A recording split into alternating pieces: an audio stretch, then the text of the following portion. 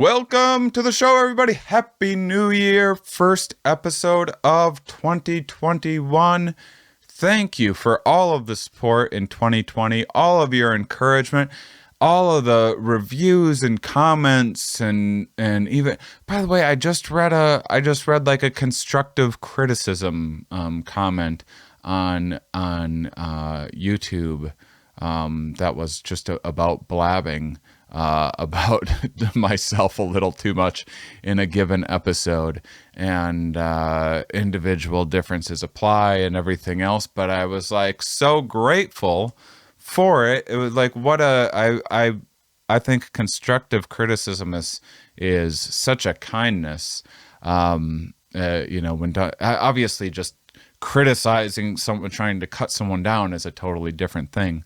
But someone that cares about the show, likes about the show, offering like tips and suggestions from a listener's perspective, that's amazing. And the overwhelming positive feedback that I get from people all the time really, really helped keep me going in 2020. Not just keep me going with this podcast, but helped me keep improving on the podcast, adding video, adding highlights, trying to do more on Instagram and social media and stuff to get the word out there about this show. And it was quite a ride. I knocked a lot of things out of the park. Be outside of having all my income vanish and not being able to do what I normally do for a living, for a career, for my passion. I also had a lot of time to work on myself and got really into wellness and the things that I don't normally, that I believe in and that I like doing when I have the chance, and are just so difficult when I'm on the road, like 3 cities a week or whatever, which I often am. And so feeling good about this year, guys. We got exciting vaccine news happening, and I'm so grateful for this show. Science gives me hope, especially after seeing all of the science denial and conspiracy zealots and everything in 2020, all of that stuff just raging to the surface, to be able to talk with actual researchers doing real work to make the world a better place and innovating. I'm so lucky that I get to do this. I'm so lucky that I get to share this. So I'm very grateful for you guys. We're going to be talking about wearables today. I got a Fitbit. I was inspired by this conversation. I just wanted to say this before we get into the conversation, so you know that I actually did it. I said I was going to do something. I committed to it, and it's working. I'll talk about at the end of the show, in the outro. I'll talk about it's going so far. It's going better for me than I would have expected and even hoped. Got a little bit of that New Year motivation going. But when you're listening to this podcast, just so you know, I'm opting in. I got the wearable. I signed up for the study. I'm already gaining benefits from this. I'm not even telling you guys what to do one way or another, but just wanted to give you a quick update before you listen to this conversation, that this is something that I got very, very genuinely excited about, signed up for. I'm committed. I'm super pumped, and it's already paying off for me. So we'll talk more about that at the end of the show. Enjoy today's episode. It's really fantastic. Are we? Yes. Where are we? Here. Why are we here? Not entirely clear. We are misfits thrust into existence by random chance, with no hints at all as to how we're supposed to make sense of it all. It's immensely bizarre. Here we are. Hello, everybody, and welcome to the Here We Are podcast. I'm comedian Shane Mauss, and joining me today is a very special guest, who I can't wait to talk to. This is before I started doing a science podcast, my very, very early interest in science when I was a teenager was technology and transhumanism stuff and wondering what it would be like to be a robot and upload my consciousness into computers and all of these things. That was, 20 some years ago. That's what initially grabbed me and brought me into science, and expanded quite a bit since then. But I get to nerd out today. I'm talking with Stanford professor Michael Snyder is joining me. Michael, could you tell me and the listeners a little bit about yourself, your work, and what you do? Sure. So I'm actually a professor at Stanford University School of Medicine. We're all about big data and health. So I think the way medicine is practiced these days is really antiquated, to say the least. Quite frankly, it's terrible. And I think we can totally transform what we're doing at so many different levels. If you look into a doctor's office today, it's virtually identical to the same as it was 40 years ago.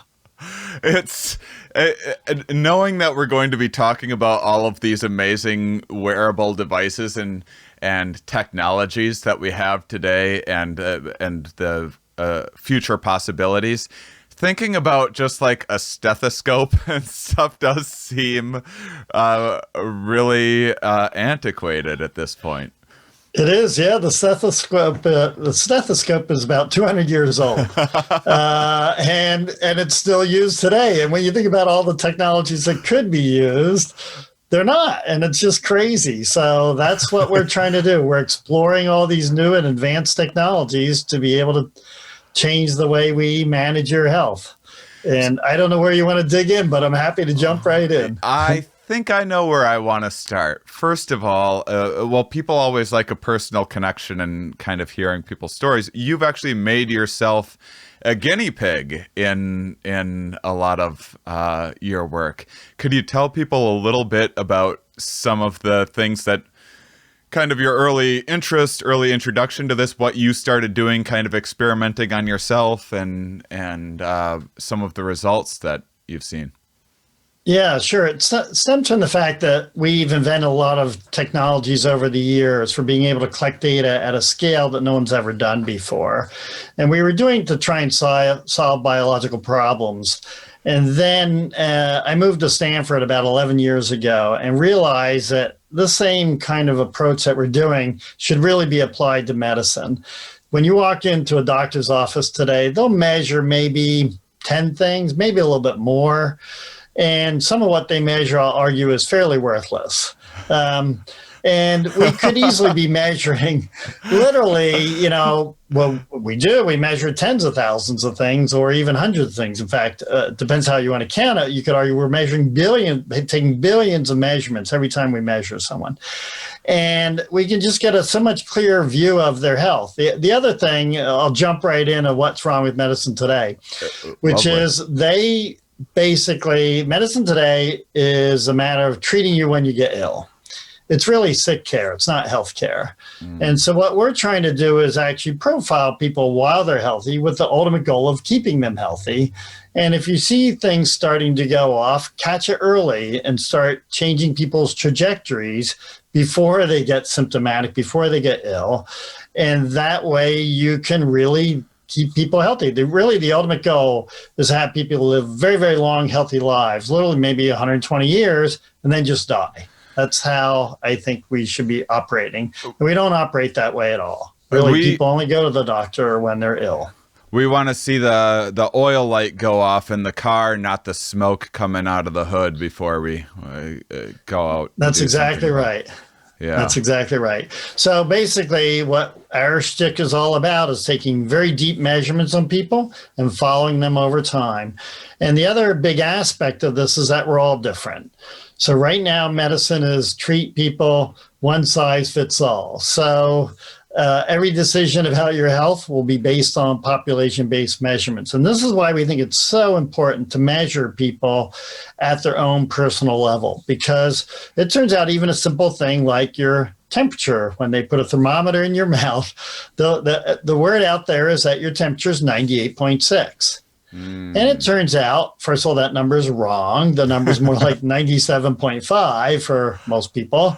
But the more important point is there's a spread. It ranges literally from 90, what's called the 25th quartile, so where 25% of people are, is 94.6. And the 75th quartile, as it's called, is 99.1. So most people have, they're not 98.6, first of all. And second, if your normal healthy baseline is say it's 94.6, and you walk into a physician's office today and they measure your temperature, they'll tell you, and it comes out at 98.6, they'll tell you you're healthy, everything's fine, you're good. But you're really at 4 degrees Fahrenheit over your normal temperature. You're ill, I guarantee it. 4 degrees, nobody's healthy when they're up 4 degrees. So this is why we think it's so, so important to know your healthy baseline so you can see that jump up. And so this is how it actually evolved into me. So I've learned about 2 very significant things from my health. One was diabetes. In that case, that one I actually learned from my genome sequence. I sequenced my DNA. And I discovered that I was at high risk for type 2 diabetes, which is a huge surprise at the time because as far as I knew, no one in my family was diabetic. I'm a rather thin guy. I've gained a little weight since then for reasons I can explain. But basically, it was a total surprise. So my genome said, oh, you're high risk for type 2 diabetes. So we started measuring me at a level that had never been done before. We were sequencing my DNA, and we were sampling me every 3 months and literally making tens of thousands of measurements on all the molecules in my blood and such. And one of those things we were measuring was glucose. And wouldn't you know it, during the course of the study, my glucose shot up out of control, as predicted by my genome sequence. It was after a very nasty viral infection, which turned out there are other people that this has happened to too, I've discovered since. But it's an unknown connection. Now it's becoming very popular with COVID-19. We can come back to that. But viral infections probably do trigger diabetes. It's pretty clear that's the case now. It's known for type 1, by the way, but that was not known for type 2. So anyway, that was surprise number 1. I was high risk for diabetes, and I caught it because I was measuring myself so carefully. And initially, I got it under control. In fact, it was so boringly low, I stopped looking at it, although I was still collecting the measurements. I just wasn't looking at it. And then it shot up again 3 years later, also out of control. And ironically, it shot up when I stopped running. That's how I got it under control initially. So when I first discovered I was type 2 diabetic, I had the world's worst diet. I ate sweets and all that stuff people normally do. And I had been biking, but not as much as I could. So I basically increased my biking, started running, totally changed my diet, and got my glucose totally under control initially by just a lifestyle change.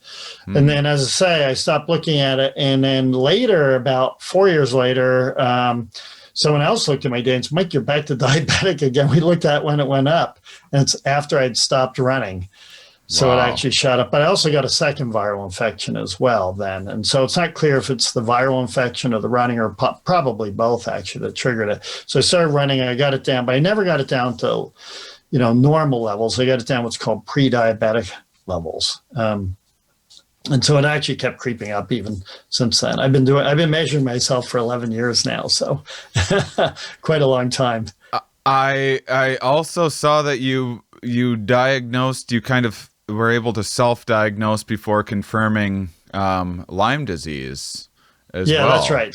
So that was the other major finding for me. So about 7 or 8 years ago, we started playing with these wearables. So, Fitbits and things like that you've heard about. People were primarily using those as fitness trackers at the time. They wear them for 3 months, discover their patterns, throw them in a drawer.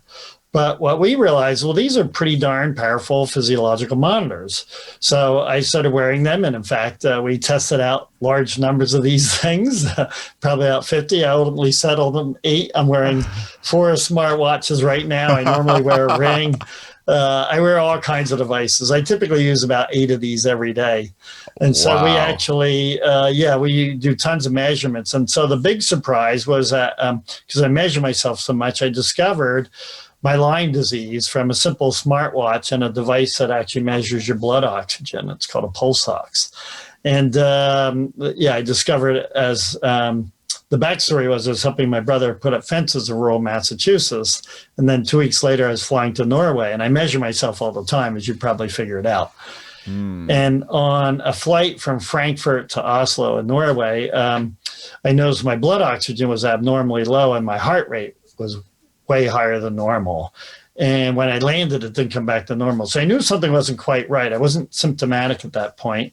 And then later I got a low-grade fever and I went to a doctor in Norway who drew blood and saw that, in fact, my immune system was activated, which is characteristic of a bacterial infection. And he recommended penicillin. And I said, no, I need doxycycline, which is what you use for Lyme. And it was a little tense for a few moments because doctors don't like their patients to tell them what to order. But he did give it to me, and I took it. It cleared it right up. And when I got back from Norway, I got tested. I was Lyme positive. There's a serological test you use. And it's well controlled because before I left, I was actually negative. So I did what's called seroconverted during that time. What's that? It means like same with COVID going on right now, when you get infected, you'll make antibodies to it. So initially you're negative, and then after you get infected with a pathogen, whether it's a virus, in this case Lyme, you make antibodies to it and you'll show up as a positive signal then on a test. And that's what happened for me. So bottom line is I was confirmed Lyme positive. But what triggered the whole thing was that my smartwatch was a key factor in all this, that I could tell when I was getting sick before symptoms just from a smartwatch. So what we did then, I had 2 years of data. So we looked at all this data, and it turns out there were 4 times when my heart rate, it turns out my skin temperature you can measure. You measure all kinds of things with these smartwatches. They're very powerful devices. And we discovered that both my heart rate, and it's called my resting heart rate, and my skin temperature were both elevated every single time I got sick, including the Lyme time. And there were 4 times of that. And what was very cool was that one was Lyme, and 2 other times were a viral infection, which is normally what happens when you get a cold. You get a viral infection. The 4th time, I was asymptomatic. I only discovered it because I measure myself so much. And so what was cool was that every single time I was ill, my heart rate jumped up and my skin temperature jumped up, and we could pick it up with a smartwatch. And it also occurred in every case before symptoms appeared. Wow. So, yeah, it's pretty powerful. Now, what we haven't gotten to yet is that we've been following 109 people, same as me, very, very deep profiling. And they're all wearing smartwatches too. So we went and looked at their data, and 3 of them had gotten sick as well during the time they were wearing their watches. And 1 got sick twice. And same thing, every single time they got ill, their heart rate jumped up again in advance of symptoms. And for some, the skin temperature worked. For some others, it didn't work. We think, technical reasons why that didn't. So, the big result there then is that we can tell when you're getting ill before your symptoms appear with a simple smartwatch. Amazing. So we are right now in the midst of a global pandemic with a novel virus, which it's basically its evolutionary niche, its superpower is that it's asymptomatic for so long. It's not the most, thankfully, not the most severe virus humans have ever encountered on Earth, but it's one of the sneakiest ones you could possibly imagine. And it's just because, and then, I mean, all of the psychological things that goes into people not you used to being able to like, well, if someone coughs and starts hacking up a lung, you distance yourself from them, but you don't have those same cues that you normally would, and you don't even have those same cues within yourself. But potentially some of these measurements, you might be changing heart rate, you might be changing, and this wouldn't be, I'm guessing you're not saying like a watch is going to tell you, hey, for 100% you have COVID, but you might be getting a little warning sign like, hey, maybe it's a good time to isolate yourself and go and take a test. So as you might imagine, when COVID hit, we've really started improving, our algorithms. So we built this infrastructure to be able to pull in people's data in real time and follow what's going on. And so what we did initially was we started tuning our algorithms to see if we could, maximize detection of COVID when it happens, just from a smartwatch. We start with Fitbit. And in 81% of the cases, we had 32 people initially, in basically 26 of those cases, we could tell the effect of a COVID infection. We saw their heart rate jump up. And then, and it turns out it's about 7 beats a minute, some lower, some more. And so we can pick that up from a simple smartwatch, from Fitbit. So we then built an alarming system, and we've tested it out now, and it measures you in real time. So this comes back to something I said earlier. So we follow people in real time. We figure out what their baseline is, what their heart rate bouncing around is, and we measure them hour by hour. And if we see an abnormal jump, now 1 hour won't trigger it. It'll take something like 4 to 6 for what we call a first internal alarm. We call it a yellow alert. And if it stays up, it converts to a red alert. And if it goes back, it can go back to green. So the point is that we're following you hour by hour for your normal baseline. And if this thing if your heart rate jumps up for several hours in a row abnormally, we can tell that. Okay. And now that can be anything. It could be a viral infection. It's not specific for COVID either. It could be the flu. There's other common colds out there. They're called rhinovirus. It could be any of those things. But we can tell that. Okay. And the other thing is, it turns out we can tell it 4 days on average before symptoms appear. And as you were saying, COVID's super sneaky. So it hits you and you have this long it's called pre-asymptomatic period before your symptoms appear. And so we can actually tell your heart rate, turns out, jumps up way before your symptoms appear for most people. And some people, it's as much as 10 days. In fact, the very first case we had, it's what told us this is really going to work. We had a case come in, the very first one, they told us their diagnosis date and their symptom date, and we looked at when their heart rate jumped up. It was a very clear signal, 9.5 days before symptoms. So They were running around spreading the virus for 9.5 days, not knowing, because they don't know. And that's true of all these folks. So again, the median's more, the average is more like 4 days before symptoms appear. So we think this is very, very powerful. And now we have the algorithms working for other watches as well. So we've just launched a major study. We hope everyone listening will come join our study. If you have a smartwatch, all you have to do is sign up. Get in on it. Get in on science, guys. Yeah, that'd be great. And that's all you have to do. If you don't have a smartwatch, you can buy one. You don't even need the most expensive one on the market, but you can basically then enroll in our study, and we will ping you when you have an elevated resting heart rate. Now, I want to warn people, you have to contextualize it. So if you see a jump up in heart rate, it might mean that you are getting ill, but it could be other things. Now, it turns out alcohol can do this. Not a few drinks at dinner, it'll jump up your heart rate for a few hours. But if you went on binge drinking, you might get hungover the next day, and that will give you a signal. So, and likewise, if you run a marathon, it'll extend out. Your heart rate will stay elevated for a few days. That'll also show a signal. Or if you go up into the mountains where the altitude's lower, your heart rate will go up because the oxygen's lower. So there are these other times that will trigger a signal. So you just contextualize it. It's not that hard. Well, it might even have that added bonus of helping people become more mindful of their alcohol or marathon addiction. Yes, it's true. Well, the other thing that's kind of cool is that it actually picks up when people are hyper stressed.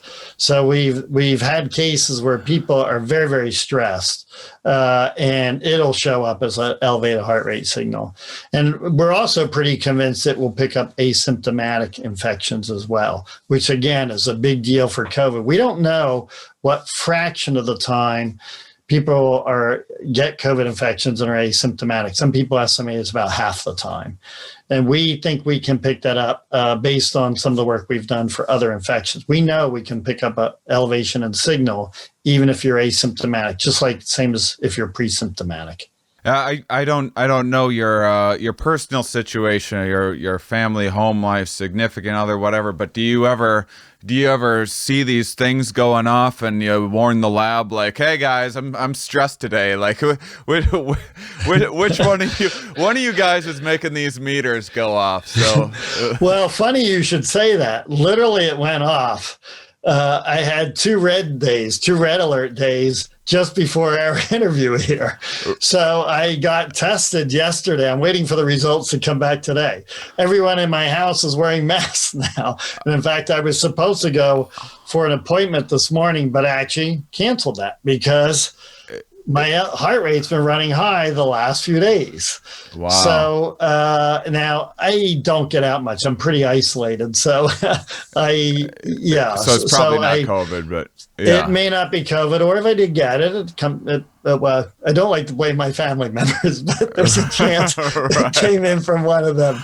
Yeah. Anyway, and it may not be COVID. And it turns out this morning it was green, which would be pretty short for COVID. But something was going on, and I was definitely asymptomatic because I didn't notice anything. So, and I imagine as obviously as we go from, people just hearing about this now, many of the listeners, maybe the first time they've ever been introduced to this idea. It certainly was. I had never thought of it, but as this becomes popularized, and maybe 5-10 years down the line, when this is something that a lot of people are taking advantage of, this is something that will only get more accurate and more. We'll have a lot Absolutely. more data come in, and so we'll know when a little thing goes off if this is worth panicking over and worrying about whether your kids gave you COVID or if this is. No, yeah, I don't view it that way though.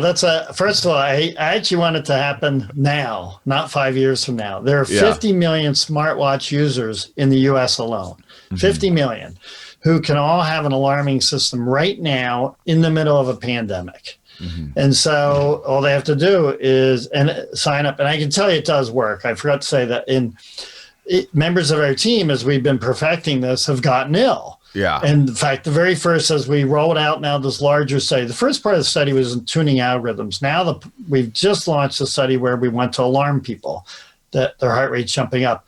And no sooner as we were tuning this thing, a member of the team got ill and his alarm went off 12 hours before he felt symptoms. And the same is true for another member of the team. Right. Their alarm went off 2 days. So we do know it works internally. And now we've actually rolled it out. And someone just enrolled in the study, and their alarm went off 2 days, and they got COVID. Wow. So we do know it. We're just at the very beginning of this. We do know it works, but we don't know how many false alarms.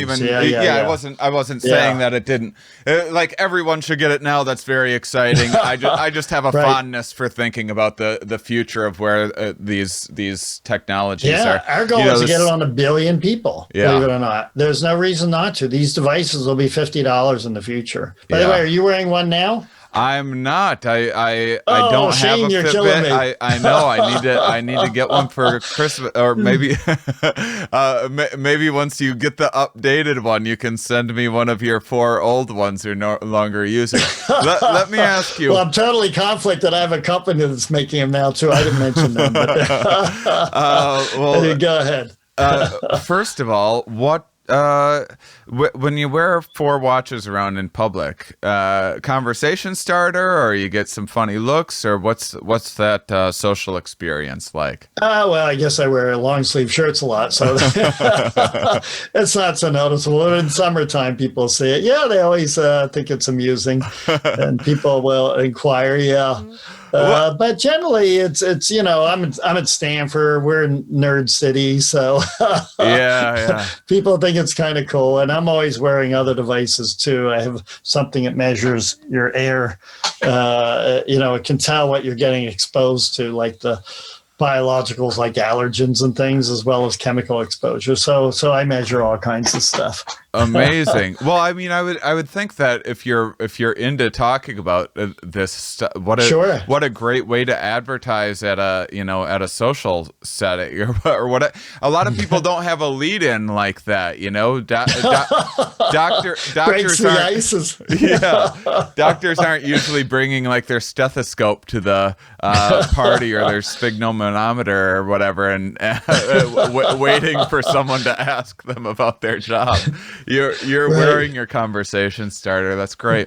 Well, I am. Well, the other thing is people often ask, people are concerned about their health. I mean, that's the bottom line. It's a very easy conversation to start. Yeah. People ask you, well, so even somebody, how are you doing? People will share, well, I've had these, not if they don't know you, but if they know you, they'll say, well, I've been getting these back pains or something, or, oh, I just had this thing. So, but yeah, you can actually quantify and tell people exactly how you are. This is amazing. People care about their health. Yeah. So I mean, even as you said, it may be some other viral infection that I got. It may just be a cold. It's not necessarily COVID. But even knowing that, because I've always thought long before COVID, when I've had guests on researching AIDS or whatever, these big I'm like, how come no one is working on the common cold? I know it's not particularly like life-threatening, and science tends to address the put out the biggest fires or medicine does anyway, to put out the biggest fires first. But still, I mean, in terms of loss of productivity in a year and just making people miserable.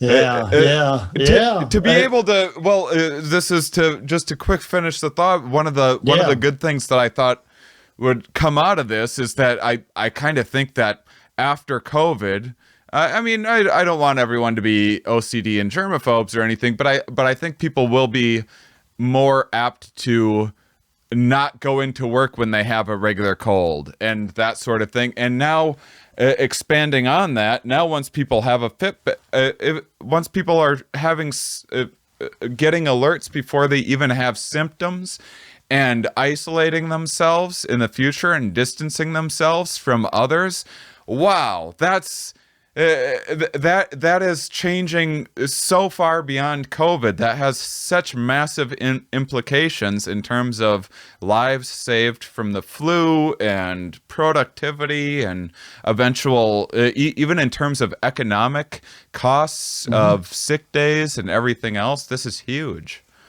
Totally agree. And so we think it's here to stay, these alarming systems. And, and a few comments on that. Kids, when they get sick, right, you don't send them to school. But imagine you don't send them to school now and, they're sick, they're getting something before they have symptoms. So normally they'll show up at school and they'll start feeling ill, and then you pull them out. But by then they've already infected all their classmates. So you could actually tell them ahead of time, look, I think something's up. Maybe you better stay home today. And same with, especially for caregivers, if you think about my mom passed away, but before that, she was 91 years old, living on the East Coast, 3,000 miles away. And every now and then she'd go quiet, I think because she'd leave her phone off the hook. So we'd all be scrambling. All our kids would be, there were 6 of us, all be scrambling like, what's going on with mom? Is she okay? Is she not okay? So we'd have to call, there's a caretaker up there who would stop by to see if she's all right. She's always all right. But if you had a smartwatch on her, you just know, oh, she's fine, heart rate just fine. It's all good. Yeah. So when you're taking care of someone, it's a great monitoring system to making sure they're okay. But even for yourself to do what you just said, not spread illness around. Yeah, I think it's a big deal. It's here to stay. Here's another way to look at this whole thing too, which is, you have a car, I assume. Maybe you don't. But most people have a car. And you have a dashboard on your car that measures all kinds of things. Measure gas, measure when your temperature goes up, the engine light goes off, measures all sorts of things. Would you drive your car around without any gauges as a blank screen there? I don't think so. Right. You kind of like to know when your gas is running low or if the engine lights go. So why don't we do it for humans? Humans are more important than cars, in my opinion. So why wouldn't you have sensors besides your internal ones, which are kind of slow? The only thing people use now is they stick a thermometer in your mouth, which is probably one of the worst things you can be doing for COVID, because a lot of people don't get fever from COVID. So now it's true for other viruses. They usually do get a fever, but for COVID, I'm not sure what the numbers are, but it could be as much as half people never get a fever. So, and here they are. This is what I'm telling you about, old technology. They'll stick a thermometer in your mouth. If they don't even know your baseline, it won't even work very well anyway. Yeah. So if it's 98.6, so you're out. So that, if you're 94 and it comes out 98.6, it'll tell you you're fine, but you probably are ill. That's a problem there. And the other thing, it's just, it turns out resting heart rate is just a much, much better measure of when things are off. So again, we're using old technology. We're using 19th century technology to go after a 21st century problem. It just doesn't make any sense.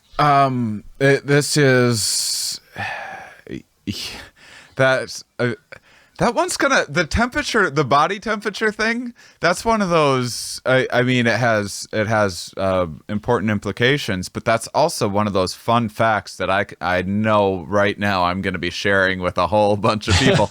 I never really thought about the variance. This is why people talk about some people run hot or some people feel cold or don't need. Interesting. I wonder if in the future, like dating apps or something, you'll be able to see your ideal temperature of your cuddle buddy or whatever. Well, yeah, it could raise other kinds of issues too. When you're around certain individuals, your heart rate might jump up, probably does jump up both for anxiety and maybe love interest. I don't know. But it could jump up for all kinds of reasons. So you may want to be a little careful how you share that information directly with someone else, I suppose. But certainly from a health perspective, it's the thing to do. By the way, mine is always, it's 97.3. It's been dropping over the last 8 years, my body temperature. It's not 98.6. I remember reading, boy, I wish I could remember the title of it. It was some book by Michio Kaku like 15 years ago or something like that. That was all about futuristy kind of stuff, and he was talking about the turning your bathroom into the doctor's office and having you're flushing your urine and stool samples every single day. This could potentially be extremely valuable data and information. This is stuff that could one day, and if people started implementing it much sooner than later, be telling people if they're detecting cancer long before it would. People are building smart toilets, believe it or not. Yeah, it's already happening. Yeah, that's amazing. So there's several groups that are doing that to measure chemicals in your stool. Even your stool, to look for blood in your stool is a big deal. So because that can be signs of different kinds of illnesses. So so that's happening. It's not there yet, but that's one of the things people are working. The other sort of thing I could add is that you think about how people live these days, even before COVID. Like my family, I'm the only one who used to go to stores. My kids, my wife, they all shopped online even before COVID. Of course, we're all totally online shopping now. But you think about medicine was one of these fields where everybody went to the doctor.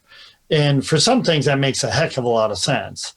But now, it just doesn't make that much sense. Why would you go to a doctor to get sick? Because there's going to be all these sick people there. If you can make a whole bunch of measurements at home, like especially passively with a smartwatch or other means, then that's a lot easier.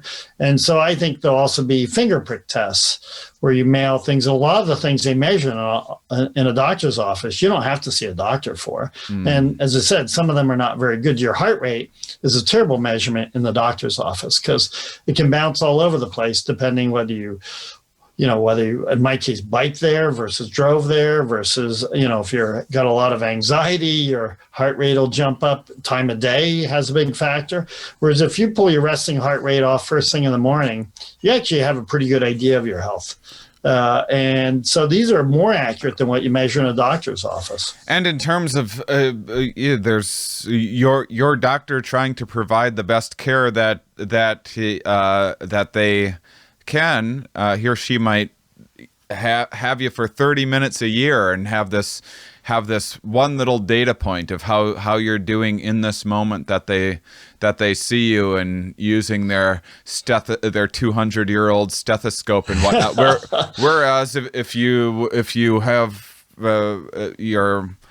your wearables potentially directly linked to your medical professionals, they can. It's something you might not even have to think about. Your doctor can reach out to you when he or she sees something abnormal.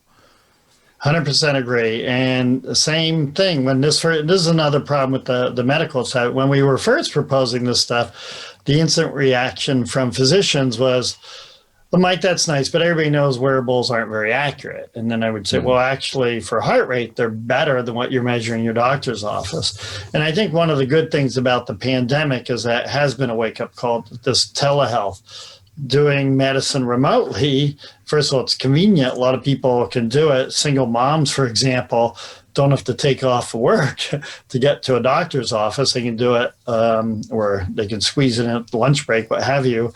And so you can actually, it's more convenient for most people. And some of the things you can measure, like I say, they'll be better. So I think this idea of remote measurements and things is here to stay at some level. Now, there's still a lot to get worked on here. There's still, our medical system's broken in other ways, in the sense that we're really trained to go to a physician when we're ill. We don't really have people often going to a physician when they're healthy, which we should do. And physicians, you hit on another point, they never look at your previous data. So if you're starting to go off on something, they probably would miss it. So if your baseline is low and you're a little bit higher when you go in and get measured on something, say glucose, and you come out normal, but you're really elevated for you, they probably wouldn't recognize that. And so we need to be able to see what people's trajectories look like when it comes to health, so we can catch this earlier again and try and mitigate anything that's going on. So I'm a big believer people should be getting measured a lot more often when they're healthy. Yeah. So we can build trajectories, just like your car. You're measuring your car. You take it in for checkups, probably more often than you take yourself in for checkups. Same with an ecosystem, or so.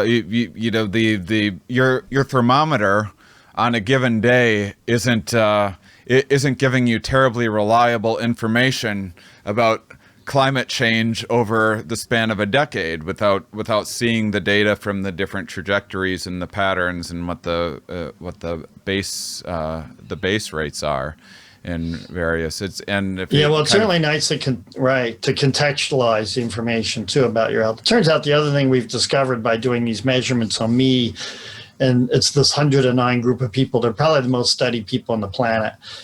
We actually have discovered their seasonal patterns in people's data, that some things are higher in certain seasons. And this is kind of amusing, but we asked a rather naive question. You know how you're told since day zero that, there are 4 seasons in a year and they last 3 months each. And we said, well, where does that come from? Maybe there's really 15 seasons. Maybe there's 3 seasons. Who knows how many seasons are? Let's take a look at people's normal patterns and see how many biological seasons there are. Now, our individuals are all from the Bay Area, with a few exceptions. We're in Southern California, but we basically said, well, let's look at the biological patterns in the data. And once you know it, it turns out there are 2 biological seasons in Northern California. So you might say, well, of course, that makes sense. California, it's nice and sunny. There's 2 biological seasons. One's probably winter, one's probably summer. And so, sure enough, one was winter. It turns out that there's a lot of biological molecules that peak in winter. But the other wasn't winter at all. It turns out it's April, May is when a lot of things peak. And that's, in hindsight, due to allergies and asthma, we think are peaking then, but also a lot of metabolic health markers. Even in California, we think people are relatively dormant during the winter months compared to, say, spring and summer when they start becoming active, and then a lot of their cardiometabolic markers improve as spring comes. So you can see that. And then there's other things we don't understand. There's markers associated with neuropsychological health that actually seems to peak in April and May. So I don't know if that relates to some of the winter, maybe enclosure and semi-dormancy. And so anyway, but the point is that people haven't really discovered those patterns before. And I think that's useful, again, for establishing people's baselines. So you can try and improve on them during times when maybe winter people should make a little bit of extra effort to get some of the markers. And also maybe don't panic if markers get a little bit low. Oh, spring's coming and I know your normal pattern, you'll come out of this, you'll be just fine. Yeah. So you can, information we think can really be used to better manage people's health. Yeah, I wanted to address the panic. I think maybe some listeners would be worried about the anxiety some of these things might lead to. I had not to I'll apologize for crude bathroom humor on my fancy science podcast, but I had in my album My Big Break a few years ago, I talked about that toilet taking measurements from you and how that would kind of take some of the relaxation out of the morning deuce, because you're like gonna find out when you're going to die each day, basically. So the question is, are some of these things going to be a source of stress for, there's individual differences, and what can be done to mitigate that, or what would you say to people in that situation? Yeah, I think it's up to the person to have control of that kind of information. If you're a super worrier, you don't want people worrying all the time, just like you just said, that, gosh, if I do this, I may learn something that's super evil, and that's going to affect my mental health. That's not very helpful either. I think what you wanted to do, you could set up these systems so they operate in the background. Like they could fire off to, say, your spouse perhaps, or maybe your physician, as you described, who could follow this. And if things seem to really be off, then they could suggest, well, it's time he might come in for a physical, and let's get you in here and do some tests. And so I think that would probably be helpful. Yeah, you don't want, for example, if people get their DNA sequence and they see what they're at risk for, you don't want them waking up every morning saying, oh, am I going to get breast cancer? Am I going to get breast cancer? But on the other hand, you do want to know if you are at high risk, because then you would get checked more often. And so I think you've got to find the right balance. I think most people actually would like to hear what they're at risk for, and then basically, have these increased tests. We're all at risk for something, by the way. Right. None of us are going to live to be 200 years old just yet anyway. Yeah. And so we're all at risk for certain things. So it's useful to know what those things are. So again, you can be on the lookout for them, whether it's diabetes or heart attacks or what have you. Again, you can have people getting checked more in those areas and maybe take the right drugs. So people on my father's side, they died of heart failure usually before they were 70. And that's kind of useful for me to know. Now we can do much more advanced measurements on people and say, well, yeah, you really are having some issues here, and you should, take better care. So exercise more, eat better. And you might say, well, you should do that anyway. That's all they're going to tell me. But I'll tell you, it's a real kick in the pants when you see some of these markers going off that, this is your heart health and this is heading in a, not so good direction, and your markers are off. You really now's not the time to be goofing off.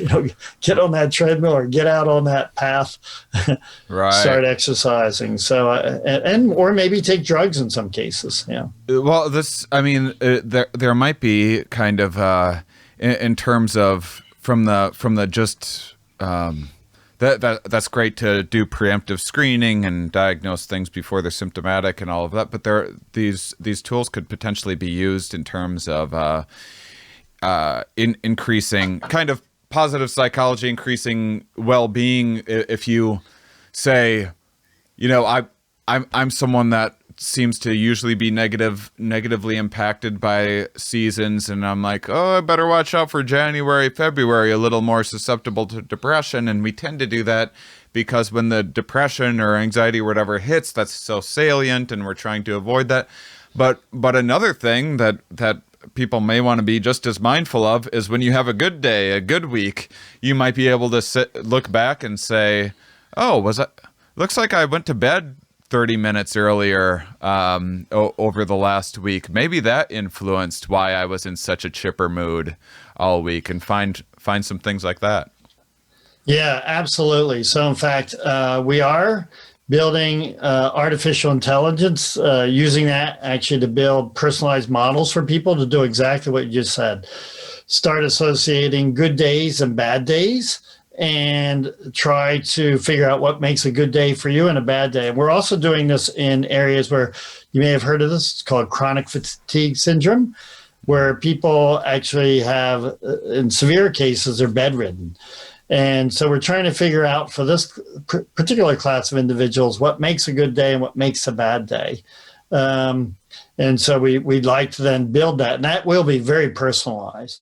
So I want to ask, I imagine, I'm curious, I imagine I have listeners that are much more curious, and I know that through all of COVID, boy, have I never seen so much paranoia and distrust in science and medicine and everything else, and people might have questions about privacy issues, being monitored. Is this something that could be used to? Might insurance companies eventually demand that we're getting X number of steps on a Fitbit in a day for us to be covered? And what do you have any of those concerns? Two, I imagine you've heard people express some of those concerns before. What do you have to say?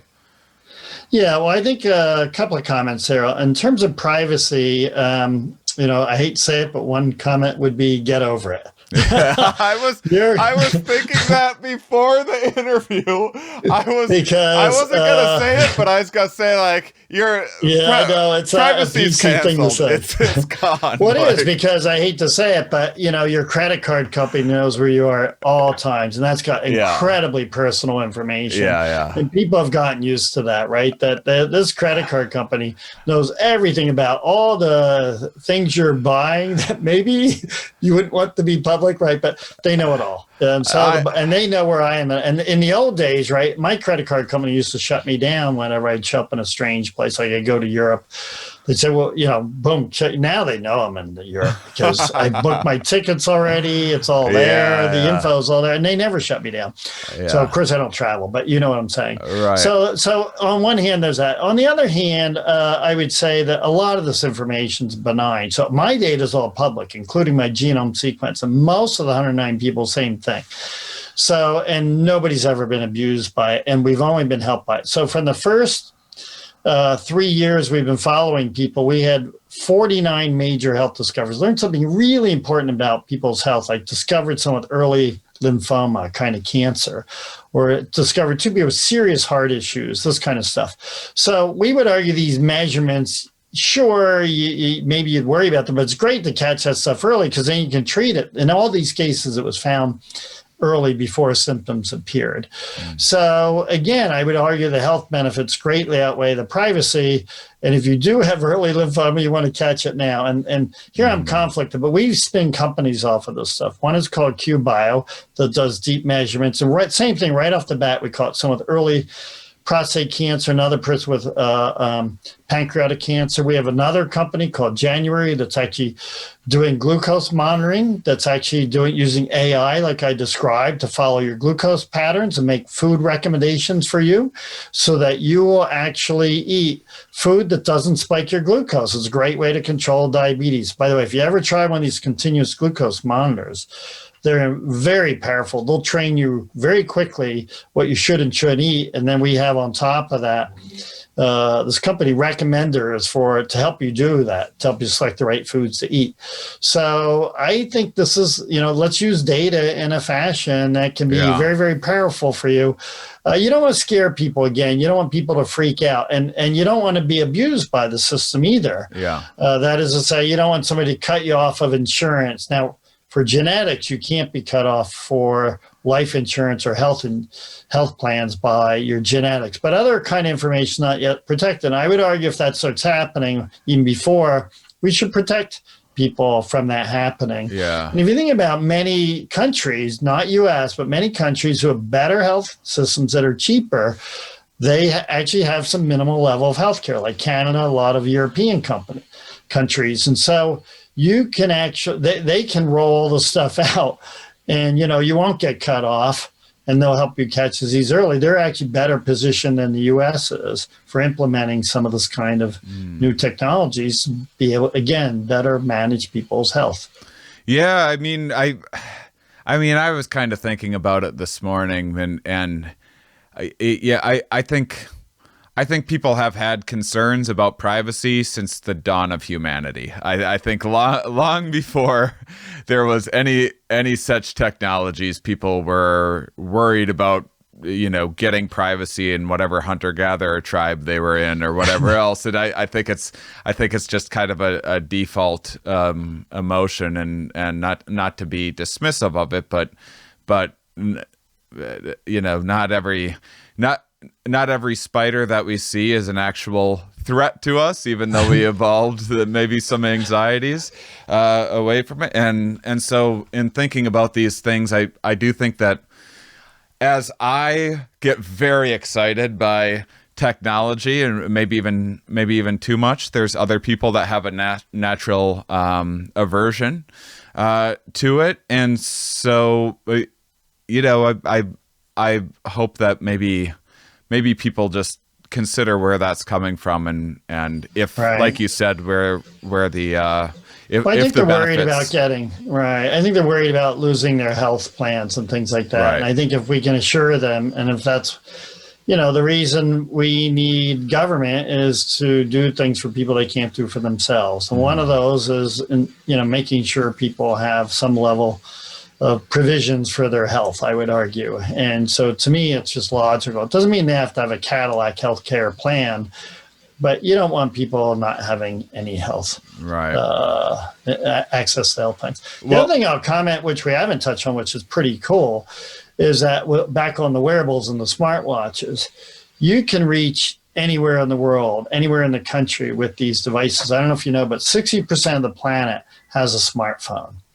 And if you pair that with a smartwatch, you can actually be following people's health, and that can relay back to their physician, even if they live in remote locations. And a lot of the country does live pretty remotely, and they don't have good access. They don't have a physician nearby. Some of these very, very small towns, they don't have. You can drive 2 hours to. But with these monitoring systems, you can actually bring some, it's not Cadillac, but some level of health monitoring, health management to people remotely that you can never do before. So I do see this moving quickly. And so people worry about inequities with these new technologies. And it's true, the rich do get access to some of them before the poor. But I think some of these technologies can spread out very quickly to everyone. And that's certainly our goal. We want to get them out to, right now, in this wearable study, we want to do 10 million people. I want to get out to 1 billion people or more. I'm rooting for you. That's amazing. Do you also see some of the with data being sent and processed? Do you see some of what what doctors are doing kind of being automated by artificial intelligence now in terms of differentiating different levels in the kind of data analysis that I do, yeah. But it's not going to replace doctors. Right. It's only going to help them. And a classic example is radiology. So when they take images of you from something called an MRI or things, when they're looking for cancer, they make images of you.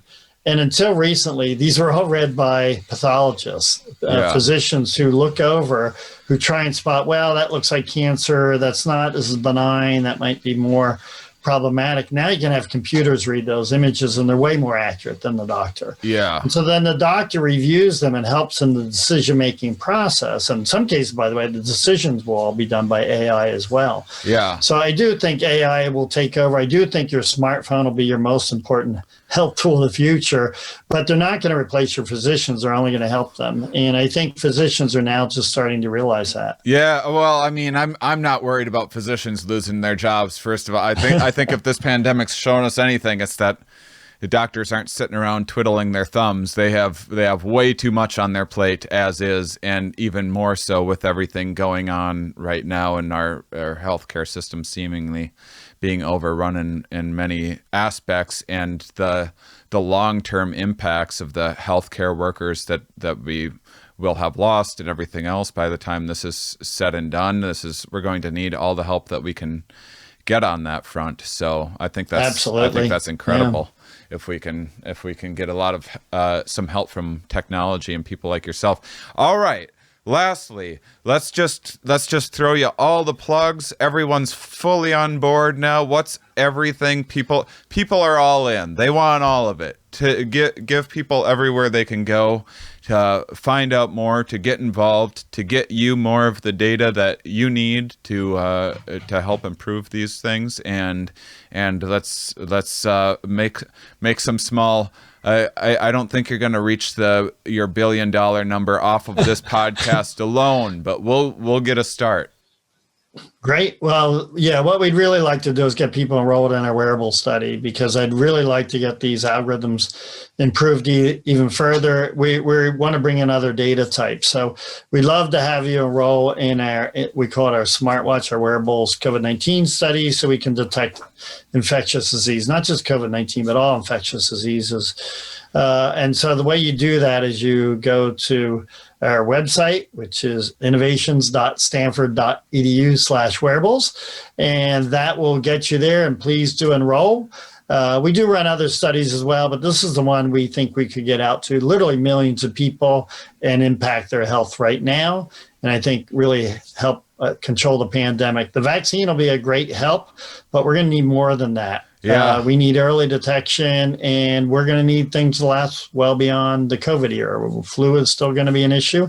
And these pandemics, this is not the last one humankind's going to see. So we want to be prepared for all this. Yeah. There's no, it sure would be nice if there was a silver bullet out there solution that was a cure-all that fixed all of our problems, but it's just not. We need to throw everything that we can at these things, but this does seem like something that would create amazing, tremendous global change. Right, and I'll add one more thing, which is I mentioned earlier that we could detect 81% of the cases, and that was just with one kind of data. So I'm convinced the more people we get to join our study, the more we're going to get these algorithms and this whole detection system improved. So our mission is to get it to 100%. And I'm pretty confident we can get close to that, actually, because of the kinds of data that you collect that should tell your health at an incredible level. That's amazing. Well, thank you, Michael Snyder, so much for joining me and for all of the work that you're doing. This is... Boy, anyone doing anything to try to get a handle on this pandemic is my hero, and I think this is going to be a huge change in the war on COVID and future pandemics to come, and just overall improvement of health for people and well-being. So I'm very excited. I can't wait. I look at next time you see me. I know, we got to load you up. Next time you see me, I'm going to be wearing these things. Fully loaded. We love it. Absolutely. We love it. Yeah, might as well collect data. You will learn a lot just by doing that. I can't wait. And you'll learn helpful stuff too. You know what? Last thing. Yeah. Let's say I'm going to dip my toes into this world. I don't have anything right now. What's the first absolute best ground floor thing that, I'm not sure what I think about this stuff. I don't want to be overwhelmed with having to read a bunch of instructions and learning a new thing. What's a good place to start? Well, I'd say get a smartwatch and then visit our website and download an app. That's the easiest way to get started. But if you want to start seeing some videos, you can visit our lab website. You'll see it through the address I just mentioned, or a Snyder lab will get you there. You can see a few videos of these same kinds of talks. But I think if you really want to be active right now, go get a smartwatch, download the app, and off you go. Awesome. I'm doing it. Can't wait. Well, thank you so much. And thank you, listeners, for being such wonderful, curious people. We'll talk with you next week. All right, everybody. That was such a good episode that, like I said at the top of the show, I decided to go all in. I got a Fitbit Versa 3. I'm not recommending that one. I did a little bit of research, looked fine enough. I don't spend a bunch of time looking into what makes this one better than what I wanted. A Garmin. It was a little more expensive. I'm on a budget. I got this. So if you do the research, you'll find the one for you. This isn't sponsored by any of them. So I will just share my experience so far. This is without so I signed up for the study, by the way, which first I'll just talk about the wearable. But I signed up for the study. If you go to innovations.stanford.edu/wearables, you can sign up. It took me maybe, I don't know, is that 15 minutes? Something, maybe it was a little more than that. Not too long. And it was all pretty easy, pretty straightforward. There's in terms of trust. We brought up trust on this, and who's getting data? What are the possible, as we're worrying about Big Brother encroaching on our lives and everything else. And I'll tell you, it's worth, even if you aren't going to sign up, it's worth looking at just to see that, terms and conditions and that sort of stuff way clearer. If you want to restore some faith in science, by the way, read all of it. The terms and conditions that no one in their right mind would ever read for every single app on the planet. Well, read all of the terms and you'll see it's simple, it's straightforward, it's warning you about getting pricked by a needle, potentially to draw blood and things like that. And I'm really excited about it for a bunch of reasons. But first, I'll go into the reasons. So I have been here, hunkered down at my parents since the start of this. I had no idea how long this is going to end when I started, and lost all my income and everything else. Just came for a visit, ended up being a whole quarantine. Getting ready to tour, trying to take advantage and write a book and do all of these other things, and it's been really great spending a bunch of time with my family, which I never get to see. I'm always on the road, and I don't get to spend that much time with them. So this is everyone's getting their fill. But the point is that I have people that I've been wanting to visit, and I just haven't felt comfortable. I haven't been, I'm cautious with who I go and meet up with, go for a hike with or whatever. I won't meet up with anyone that goes out to bars or does any social events or anything. I won't be anywhere in the vicinity, mask or not no thanks. We'll hit you up after the vaccine. But I have, like, my brother, for example, and a good friend of mine are both, my brother's wife, my sister-in-law, are both immunocompromised. I've been wanting to visit them. I've been super safe, super, super, super bubbled. And my parents are safe, but my dad has to go to work. He had one employee get COVID once already. We had a couple. I had a uncle and aunt get COVID, and it's we're not around them, but they stopped by wearing masks. Or my sister went to my aunt's house to measure a thing for a job, and she didn't say she had symptoms, and she did, and everyone needed it. So there's just all this stuff where there's been like enough close calls, even in my tight knit safe, because you still got to go out. Even grocery stores, there's a risk. I really recommend people trying to order groceries at the peak of this. So if you think that's too, I'm not telling you what to do. That's what I would suggest to anybody. Just because you might like it more anyway. It might turn out to be a life hack. And if it is, then why not? If you end up liking it more than actually going into the grocery store and being manipulated by the way they've arranged all of the things to get you to buy a bunch of crap you don't need, by ordering things online and storing your list, you might find you like that more. Anyway, the point is that even when you're super, super, super careful and basically never leave the house other than for a jog or a hike or something like that, or to sit outside, then there's still a chance. I could still get COVID at any time, and so for me to go to other people's places that are being even more cautious than I am because they're by themselves, and completely, like, my brother works from home and just completely quarantined.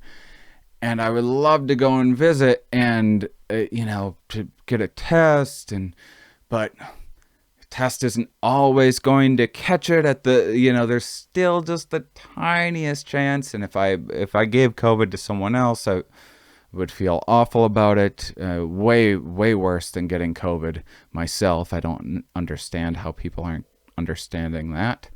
Come on, get with it, people. This is a great opportunity to be pro-social, doing really simple things that are also protecting yourself and your own interests. But anyway, because of this, because it's just an added layer that I'm going to get an alert if I start getting readings that maybe I have gotten a virus or an infection, a cold, the flu, COVID, whatever. My heart rate changes, whatever, and I get pinged and get an alert days before, like I said, up to 10 days before. Symptoms in some cases where I probably wouldn't be getting a test until there's cheap, fast testing more readily available. In my area, you can't even get them without a symptom, which is completely insane that we don't have like daily tests that we can just take. But we don't. And that's another reason that stops me from being able to go and do things for my mental health and visit with others that are being super careful.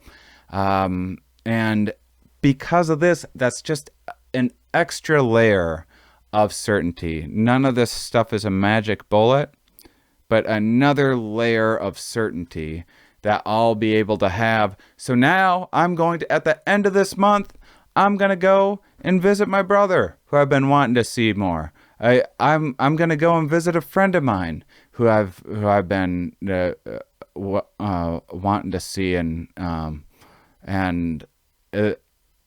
so this thing is buying me freedom to do that and safety, and not just that.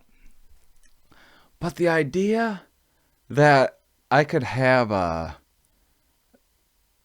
be alerted to something being off and know that maybe a cold is on the way before I get it, and start taking like emergency or zinc or what, I don't know which, I'm not endorsing any of those things. I don't know anything about any of that stuff, but do some research and start taking some stuff preventatively. And maybe you're never even having symptoms because of those things that I'm doing, or the symptoms that I do have being lesser. I mean, that's amazing to me. I've gone all of COVID without getting a single cold or anything else because of all the distancing and everything. And normally, with all the traveling that I do, I'm getting a cold 4 times a year easily. And just a simple cold is still nothing. I mean, it can knock you out for a week, and it's gross to be around people, which is hopefully canceled. We're not having runny noses around one another anymore after COVID. But to be able to give it a heads up so that I could maybe take some whatever, this and that supplement or herbal thing or whatever that might make that little bit of difference when caught early on, like COVID, for example, which has multiple treatments at different stages. You know, like you don't test positive for COVID and they don't intubate you just because you tested positive. There's different treatments for different stages.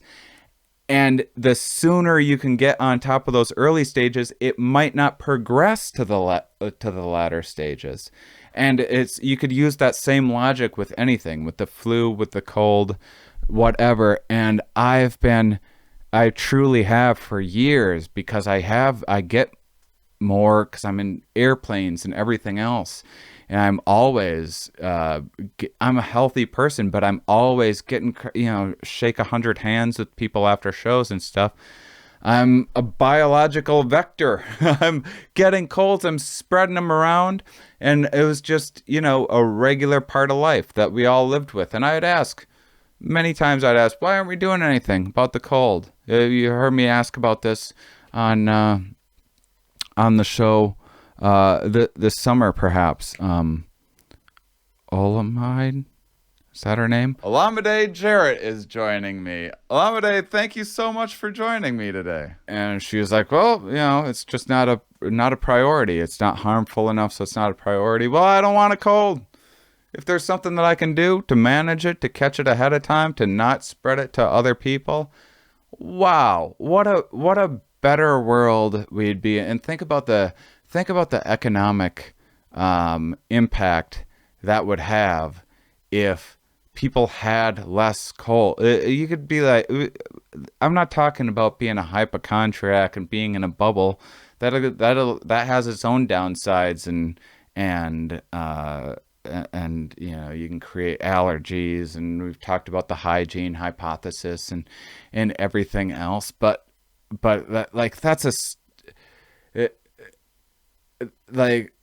so yeah, you don't need to let something like a fear of getting a cold stop you from doing anything in life.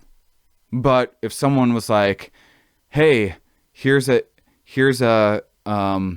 we're going to give you a cold, here's a light cold, and here's a hard cold, which would you take? You would take the light cold, and no one would be like, well, it'll be a good workout for my immune system if I have the worst cold possible. Anyone that says that is out of their minds and doesn't know what they're talking about. But we do tell ourselves stories like this, I suppose as a self-defense, so we can live our lives as normally and as conveniently as possible.